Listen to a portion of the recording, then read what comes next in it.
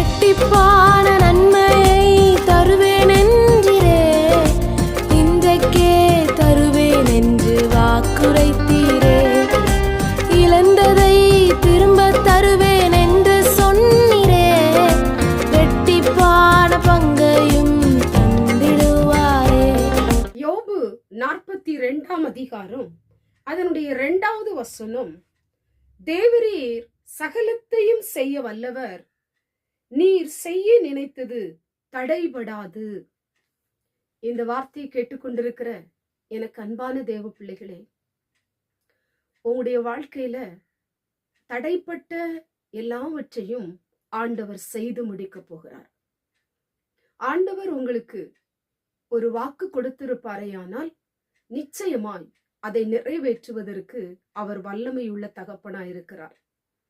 அவர் செய்ய நினைக்கிற காரியங்கள், அவர் உங்களுக்கு செய்ய நினைக்கிற நன்மைகள், அவர் உங்களுக்கு செய்ய நினைக்கிற உயர்வுகளை யாராலும் தடுக்கவே முடியாது, தடுத்து நிறுத்தவும் முடியாது.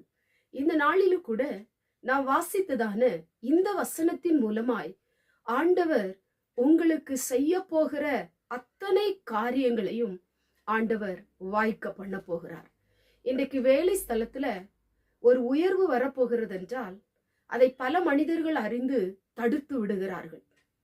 ஊழியத்திலையும் அப்படித்தான், பிள்ளைகளுடைய படிப்பு காரியத்திலும் அப்படித்தான், மனுஷர் பார்க்கிற காரியத்திலும் அப்படித்தான்.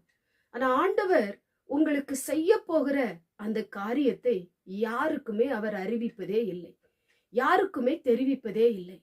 ஆண்டவர் உங்களை குறித்து ஒரு திட்டம் வைத்திருப்பாரே ஆனால், உங்களை குறித்து ஒரு தரிசனம் வைத்திருப்பாரே ஆனால், உங்களுடைய ஜெபத்திற்கு ஆண்டவர் பதில்களை கொடுத்து உங்க வாழ்க்கையிலே அந்த உயர்வையும் ஆண்டவர் கொடுப்பார்.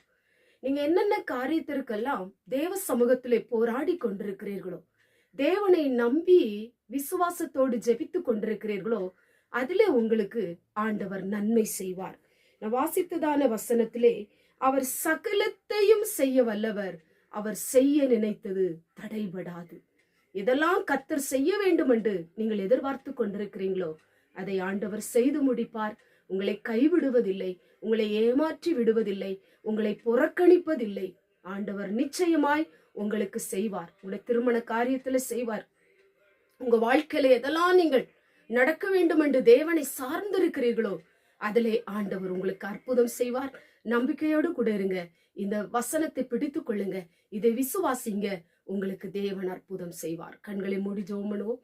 எங்கள் பரிசுத்தமுள்ள நல்ல பிதாவை, கேட்டதான வசனத்தின் மூலமாய் தேவரீர் சகலத்தையும் செய்ய வல்லவர், செய்ய நினைத்தது தடைபடாது என்று வேதம் சொல்லப்பட்டது போல, இந்த வார்த்தையை கேட்டுக்கொண்டிருக்கிற நம்முடைய பிள்ளைகள் தேவனை சார்ந்திருக்கிற காரியத்துல அவங்களுக்கு ஆண்டவர் அற்புதம் செய்யுங்க.